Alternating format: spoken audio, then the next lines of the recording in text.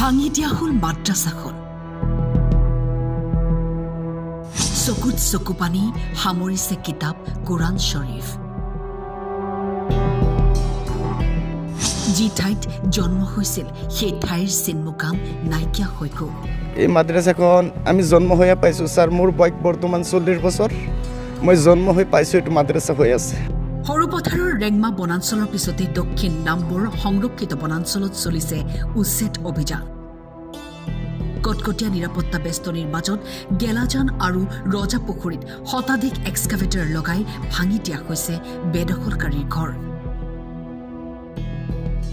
ভাঙি পেলোৱা হ'ল মছজিদ ভাঙি পেলোৱা হ'ল মাদ্ৰাছা যুৱকজনে ক'লে জন্ম হৈয়ে মা বাবাক জ্ঞাত পাইছিলোঁ এতিয়া আমাৰ ঠাই নাই আমি জংঘলত থাকিব লাগিব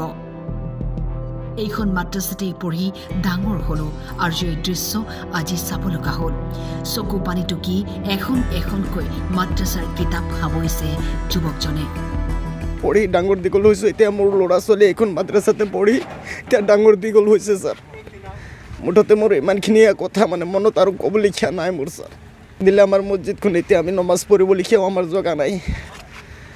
আজি আমি জংঘলত থাকিবলগীয়া হৈছে এতিয়া আমাৰ ঘৰ বাৰী নাই এতিয়া আমাৰ কত মাটি বাৰী নাই আমাৰ বেলেগ ফালে কত ঠাই নাই আমি ল'ৰা ছোৱালী ইয়াতে পঢ়িছে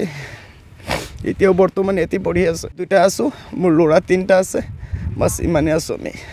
এই হয় এই মাদ্ৰাছাখন আমি জন্ম হৈ পাইছোঁ স্যাৰ মোৰ বয়স বৰ্তমান 40 বছৰ মই জন্ম হৈ পাইছোঁ এইটো মাদ্ৰাছা হৈ আছে সৰু পথাৰৰ পৰা দিবাকৰ বৰাৰ ৰিপৰ্ট টাইম 8